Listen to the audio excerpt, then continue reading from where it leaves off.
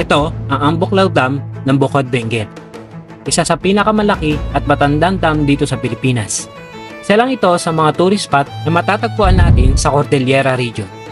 Kilala ang Cordillera sa mga bulubunduking tanawin, malamig na klima at mayamang kultura ng mga katutubong grupo. Dito mo rin matatagpuan ang mga sikat na tourist spot na dinarayo ng mga turista saan man sulok ng mundo, tulad ng sikat na rice terraces ng Banawe at ang tinaguriang summer capital ng Pilipinas, ang Baguio.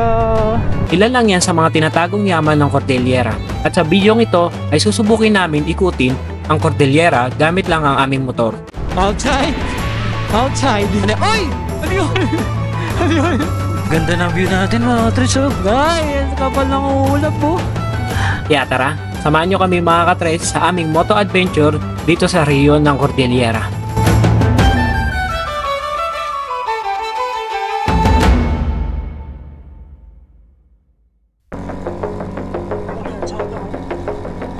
Taas! Grabe oh. Pag nauna ng malayo si Chad, di ko na makikita to. Buti pala, nagsuot na kayong reflectorize. Sakto.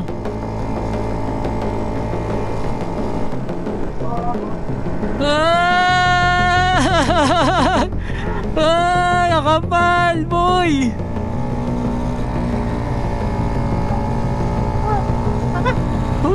Mantimbak ba to?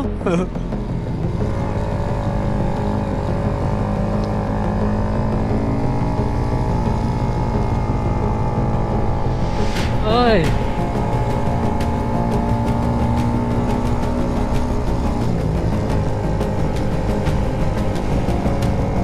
Ay, umulan. Shit, ang hirap nito.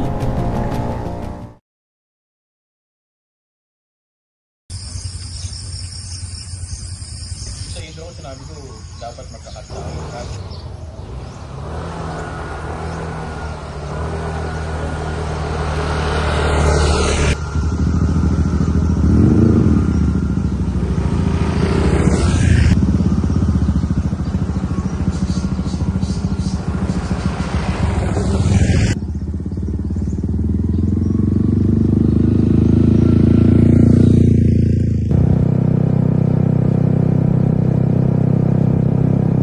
Good morning mga katres! Welcome back for another moto adventure. Malupit na moto adventure mga katres dahil sa gagawin na natin ang Cordillera loop today.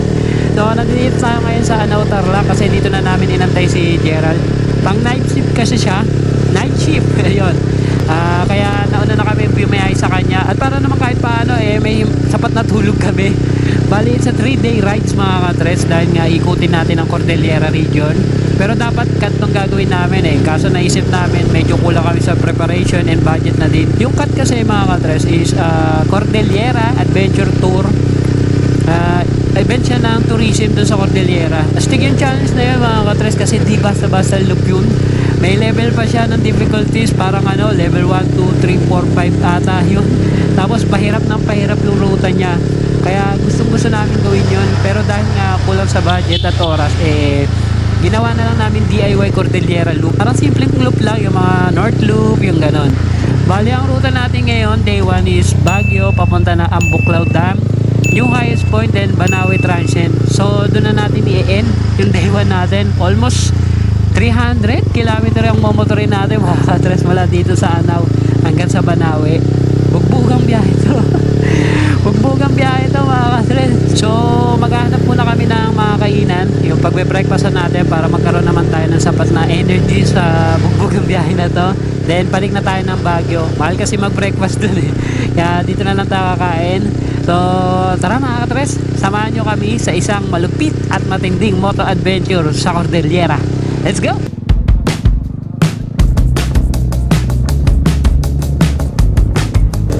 Sarap! Ganda ng umaga!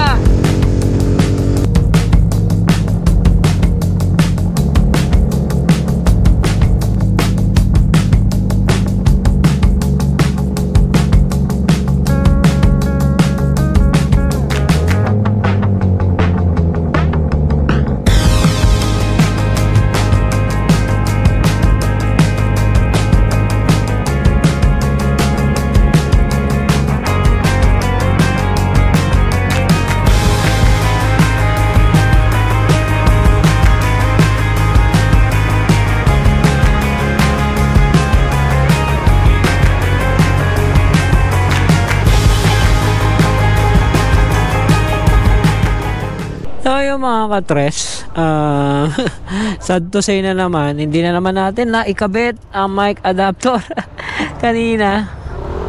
So magra-ride out na tayo papunta ng Baguio. So handaan natin ngayon mga katres, dito tayo sa Marcos Highway dahil sarado pa rin yung Cannon Road, sabi ni kuya. At saka may nakita rin kami yung signage na close pa rin yung Cannon Road para sa mga turista na kagaya natin. Dito na tayo dadaan sa may Marcos Highway dito sa kaliwa. So pag Cannon Road dito tayo dito sa kanan. Tara. Full charge na tayo. Nakakuha na tayo ng energy. Nakakain na tayo. Busog na busog. Yan. Mga 1 hour na lang nandun na tayo sa Ritz Hotel para sa registration ng CAT. Pero hindi tayo magre-register syempre. Ano lang tayo, dadaanan natin yon, papakita namin sa inyo sa mga nagbabalak na mag-CAT adventure. Ito na ang traffic dito, makakasabay natin. Puro truck dito mga katres. Madalas kasi dito mga truck sa Marcos Highway. Doon naman sa Cannon Road puro yung mga yung tourist van. Yan. Dito ayan, bakbakan ng truck. Saka medyo malayo dito pag dito ka dadaan mga katres. Pero wala tayong choice, dito tayo pinadaan. Kaya dito tayo dadaan talaga. Wala pa kasi 'di ba na maraming ulan na dumaan, siguro mga sira pa yung kalsada, hindi pa nagagawa. Baguio via Marcos Highway.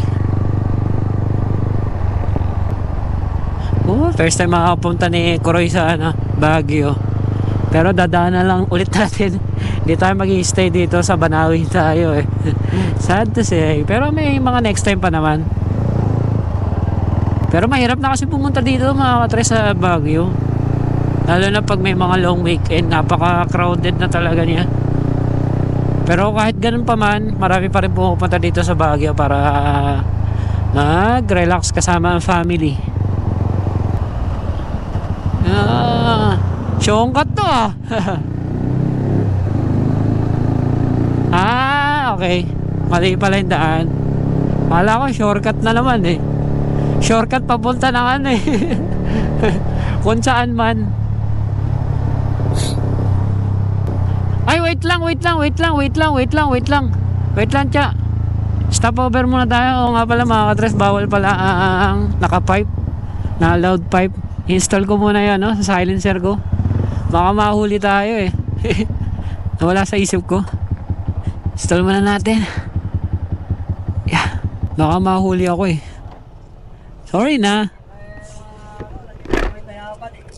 Buti nga naalala ko Hindi. Wag. Sayang yun. Saan ko nilagay yung pipe? Dala ko yun Install muna natin mga katres. Mahirap na mahuli.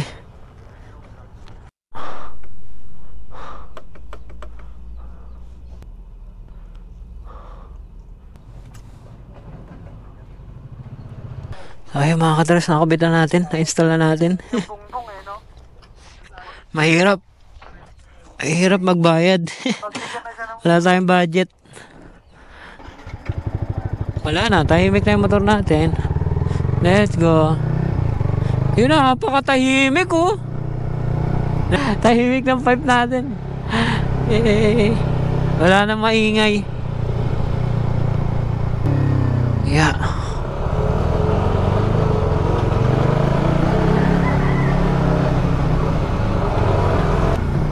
Yan na, okay. Let's go.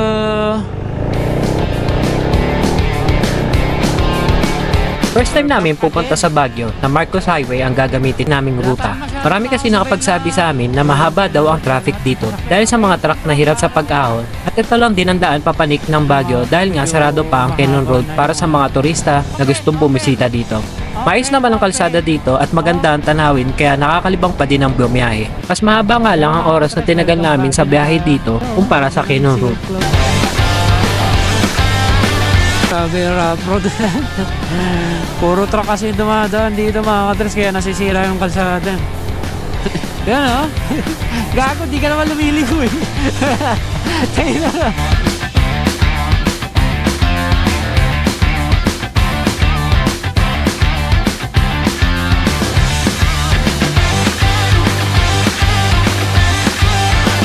Taloy Public Market na tayo mga katres. Taloy Public.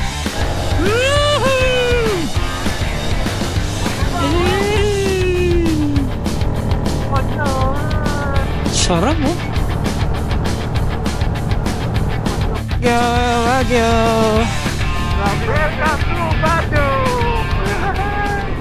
So ayun mga katres, nandito na tayo sa may Ritz Hotel. No, dito yung magre-registered ka ng cat adventure mo kung gusto mong mag-cat.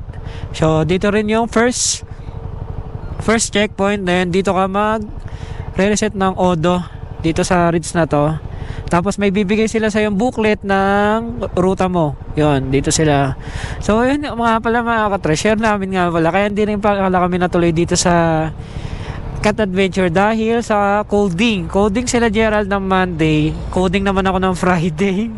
Kaya wala, di namin kaya ng 3 days yun dahil sayang naman kasi yung tour kung ano lang, yung puro ride lang ang gagawin namin. Kaya ginawa na lang namin yung parang unregistered na lang. Siguro may susundan kaming ruta nila pero hindi naman totally lahat ng ruta nila gagawin namin. Bali parang ginawa na lang namin Cordillera Loop.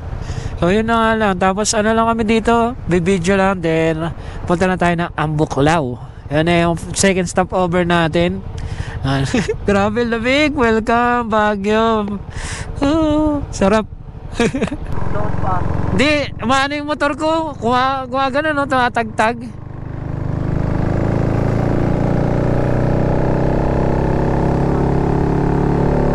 Ang lamig. 23. Oh, 23. Ang lamig. Napakasarap magmotor dito mga katres. Napakasolid.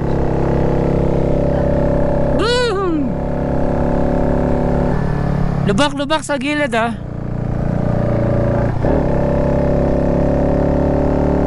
Ahon kurbada. Okay, ahon. Sharp curve, sharp mothers, sharp.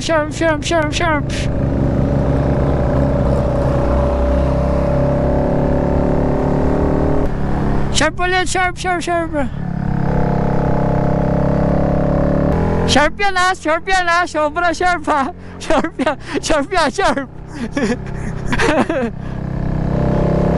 Sarap ng mga daan dito.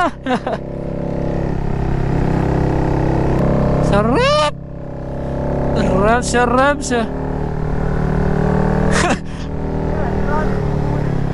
Sinisipon na nga ako eh. Ay, lamig oh. Wala na. Lamig. Sarap.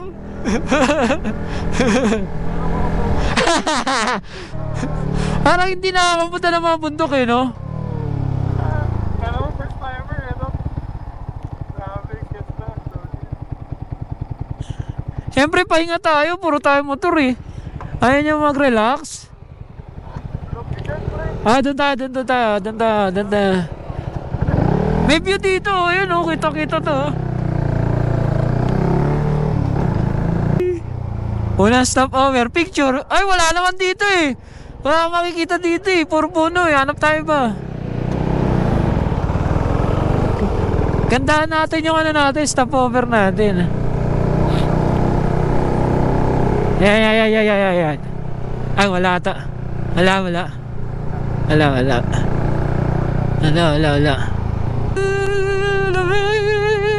Hanap tayo ng pagtatambay mga katres. Sarap ng hangin eh. Sulitin natin yung Baguio. Di lang puro motor. Pagulit. Alam mo, hindi nakakita lagi ng pag eh. Ganda ng Pinas.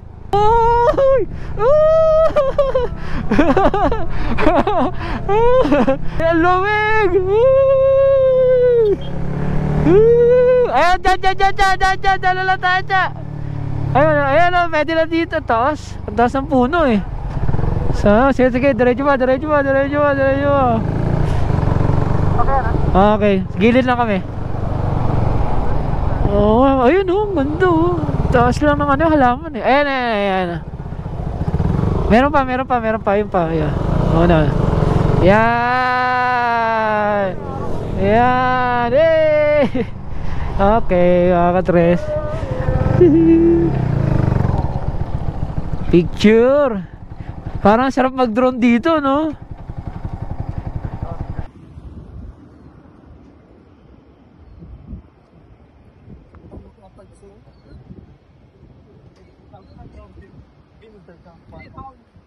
Okay mga katres, ride out na tayo. Papunta na Ambuklaw.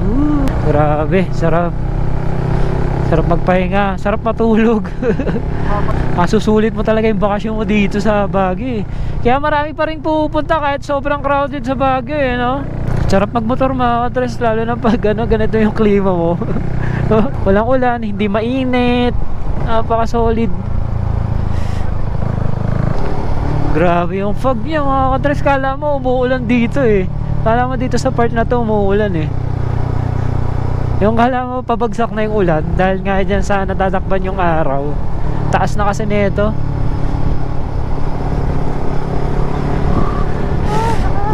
Puro kurbada. Nakalimutan ko magpalit ng jacket. Tapos may buhangin, mahirap eh. Di makakabanking si Gerald, may buhangin eh. Nasa gitna pa yung buhangin. Ang lamig. Aksayado sa damit dito, no? Laging 3 damit mo dito. Ang hirap magbilis. Makiipot yung yung daan mga katres. Tapos may buhangin sa gitna, ayan no? Pino. Kaya di ka basta-basta makakapag-banking. Walang makapit na gulong sa buhangin na yan.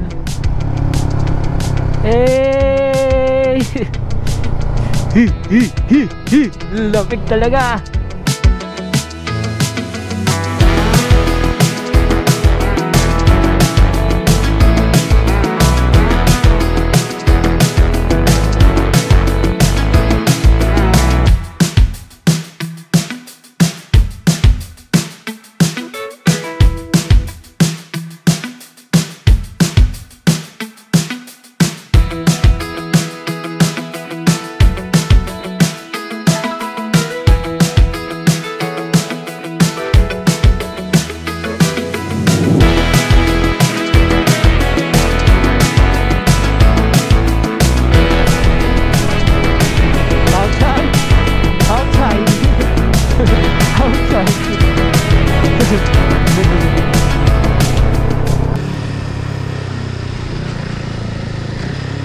Ito ba? O ito eh. Ito ba? Ito yung point eh. Ito. Ah, yun. Ito pala. Tara, punta tayo dun.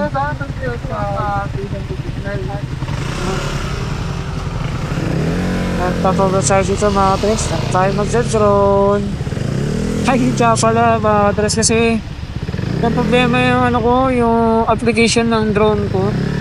So, hindi tayo makapagpalipod. Kailangan natin mag-update mamaya. Ito na.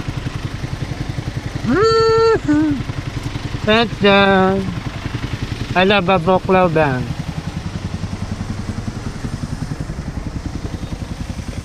Ayun, yung dam. Ayun o. Yun. Ayun yung dam o. Nice. Matadaanan ba natin yan? Baka dun tayo eh. Diretsuhin natin. Na. Oo, tara. Hindi, dun. Tara, dun tayo. Oo, view deck to.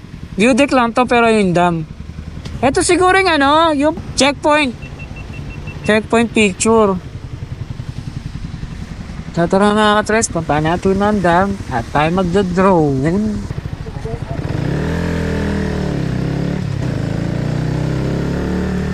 Ligo.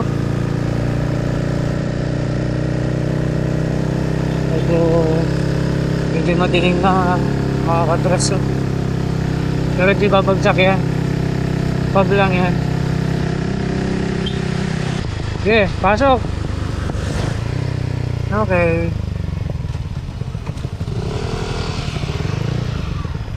Yan.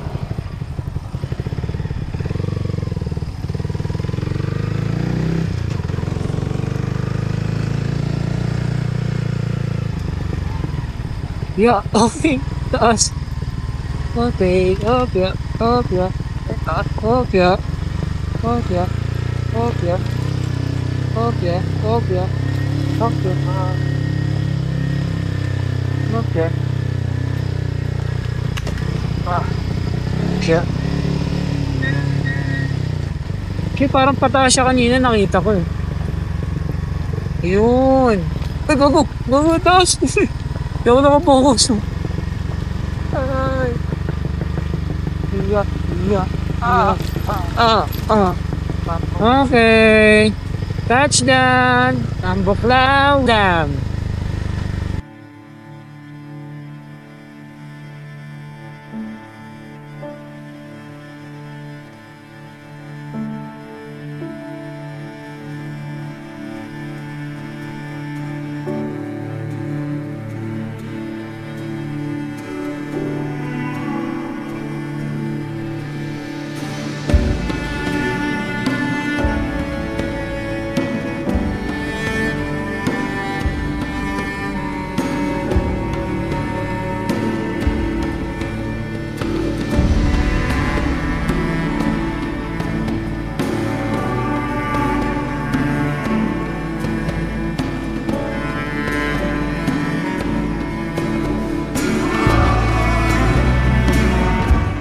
Alright mga katres, ride out na ulit tayo. Papunta na tayo ng new highest point.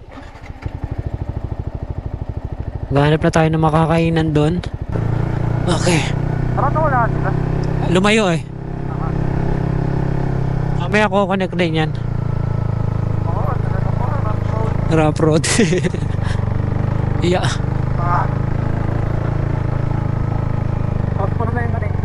Oo.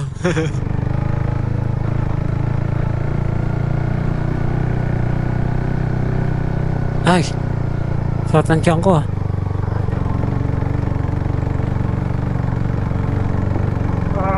Ay, huwag mo akong...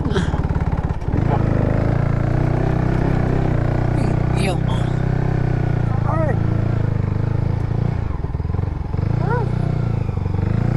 Kaya mo yan.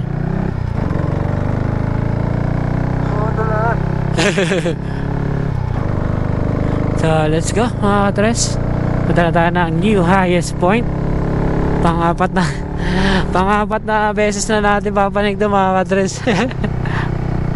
Hopefully hindi na sila ulanin. Kasi nung pumunta kami doon, nung nagtimba kami, inulan sila, diba?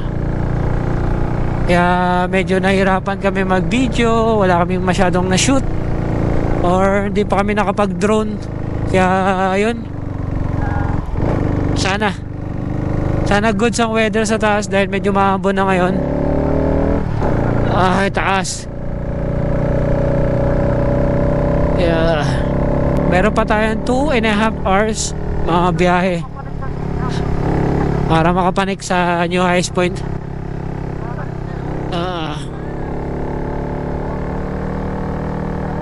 Hindi ba kami nakakalayo sa Ambuklaw Dam ay nabutan na kami ng malakas na pagulan na mas nagpahirap sa aming baybayin ang kahabaan ng Bugiyas Road. Ang Bugiyas Road ay isa sa matarik na kalsada papunta ng New Highest Point at prone din ang kalsadang ito sa landslide kaya naging mas challenging ang aming biyahe. Hindi na rin kami humanap ng masisilungan dahil ilang oras na lang ay makakarating na kami sa New Highest Point. At iniiwasan din namin na gabihin sa kalsada at baka mas lalo pa kami mahirapan sa aming biyahe dahil may ilang kalsada dito sa Benguet na sobrang dilim na halos wala ka nang makikita. Lakas! Grabe na yung tulas ng daan mga katres. Basang-basa na tayo. Inabutan na tayo ng tuloy-tuloy na ulan. Hindi na kami nagkapote. Tuloy-tuloy na to. Mabilis naman matuyo yung mga gamit namin. Tsaka, well, secure naman yung mga damit namin pampalit pagdating namin ng transient. Ay, lamig. Grabe yung fog, oh. Fog na may kasamang ulan. Meron ba tayo na 1 oras kalahati hanggang highest point? Lamig. Ganda ng view natin mga katres, oh. Grabe yung fog dun, no. Ayan, oh. Parang walang ulan dun sa part na yun, oh.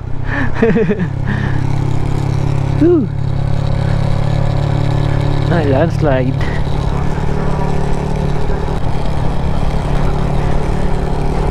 Yay! Oh, grabe, sarap ng daan. Guys, ang kapal ng ulap, oh. Ang kapal ng fog dun sa baba, oh. Ayun sila, oh. Ganda na lang tanawin. Umihina na yung ulan. Ay, grabe yan. Una ako, wait lang.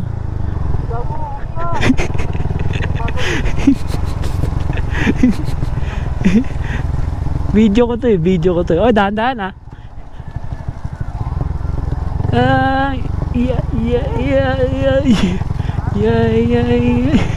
Huwag kang bababa. Ikaw naka-chinelas, kami naka-sapatos.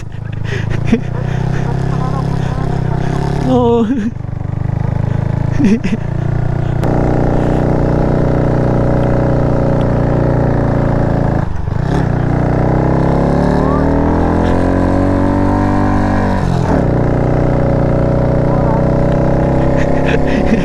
Taas, hindi ako makabelo, eh.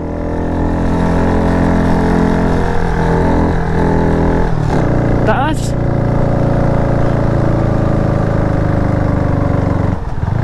Uy, welcome to Bugias.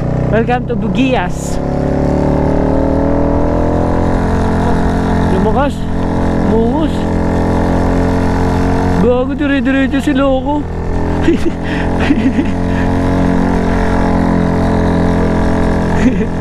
Ay, lakas. Napakaangas ng view. So mga katres, malapit na tayo sa New Highest Point. Grabe, basang-basa na tayo. Angas. Wait lang, pipicturean ko lang to. Napakaangas. filter ako, baka madilim na kasi madilim na rin ngayon dito dahil nga umulan. And I'm talking, wait lang. So siguro mga 30 minutes na lang mga katres, nandoon na tayo sa New Highest Point. Sana lang ganito yung panahon din dun sa taas para makapag-drone naman kami at di masayang yung pagbabasa namin sa tubig ulan.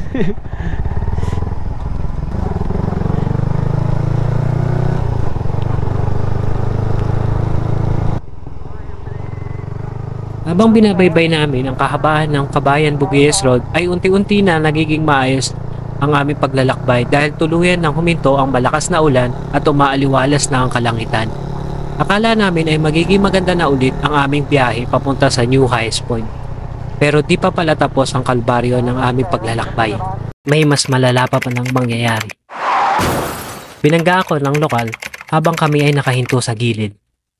Masama ang tama ng aking motor. Naputo lang shifter nito at may malalim akong gasgas sa aking paa. Di na namin na-videoan ang eksaktong pangyayari dahil sa mga oras na ito ay chinecheck lang namin ang aming ruta. Ang problema pa namin ay hindi marunong magtagalog ang nakabangga sa akin kaya di kami magkaintindihan. Buti na lang ay may mga ilang lokal na nag-assist at kinausap ang nakabangga sa akin dahil mukhang tatakas na siya. Hindi ko na pinagbayad ang nakabangga sa akin dahil sa tingin ko ay wala rin siyang pambayad kaya tatakas siya. Pinakiusap ko na lang sa kanya na tulungan kami makahanap ng shop na makakagawa ng aking shifter or pamalit dito dahil malayo pa ang aming tutuluyan. Mahigit 3 oras pa ang aming pabiyahihin papunta ng transient at di kakayanin ng aking motor kung di ito maaayos. Wala dyan?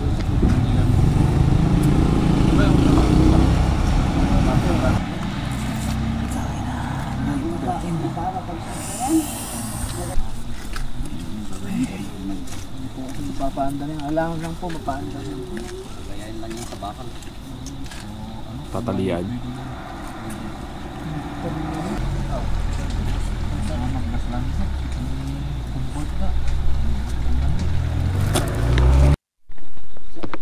yun mga katres, nagkaroon tayo ng major problem sa ride, no? Nasangkot tayo sa isang aksidente. Ang masama pa niyan mga katres, ang sama ng tama ng motor natin dahil ayan, bali yung shifter natin, so hindi tayo makaka-under hanggang dun sa transient natin. May 3 hours pa tayo na biyahe papunta ng transient, kaya medyo mahirapan tayo. Sila Gerald and Charles, so naghanap sila ng pamalit natin dun sa shifter. Hanggang ngayon wala pa sila, so almost 3 hours na kami nandito. Nabunggo kasi tayo ng lokal, no? Hindi naman kasalanan din ng lokal kasi nawalan siya ng control dun sa motor niya dahil mayroong humps doon. Tapos nakahinto kami sa gilid dahil nagche-check kami ng map. So yun, nadali tayo. Buti na lang, yun lang. Tapos ayun, may konti tayong malaking sugat dito sa paa natin. Pero okay naman na nagagalaw ko naman siya. Nalinis naman natin kahit paano ng alcohol tsaka sabon. Pero pero sigurado ito magato mamaya dahil medyo malalim yung hindi naman siya totally parang nakaskas, pero may malalim na part siyang nakaskas kaya medyo masakit siya. Pero feeling ko kaya naman. Problema namin, meron pa kami 3 hours na biyahe. So sana lang talaga makahanap sila Charles ng pamalit dun sa shifter natin. Hindi na kami pupunta ng Highest Point tsaka kay Tatay Alfredo dahil sobrang late na talaga mga kapres. Di pa rin kami kumakain ng dinner. Update na lang namin kayo mamaya, siguro pagdating na namin sa transient. So yun, okay naman ako mga kapres. Medyo iniinda ko lang ng konti lang naman, pero okay naman kami dito. Pero nagugutom na kami pare-pareho.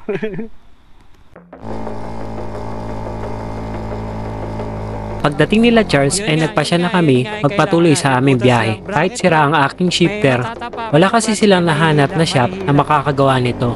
Nisip din namin na baka wala na kaming mahanap na matutuluyan ngayong gabi. At ramdam na rin namin ang pagod at gutom sa ilang oras namin pagmumotor. Yung bakal ibabarena tapos susuporta dun sa parang yung kumang. Oo, 2 bakal.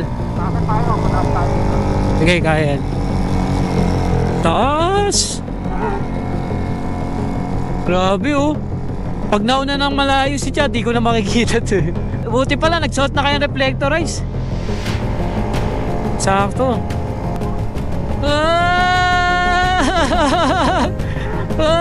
Nakapal, boy!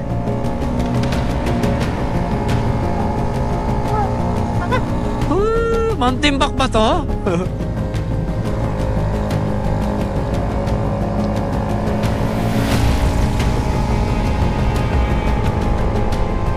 Oy.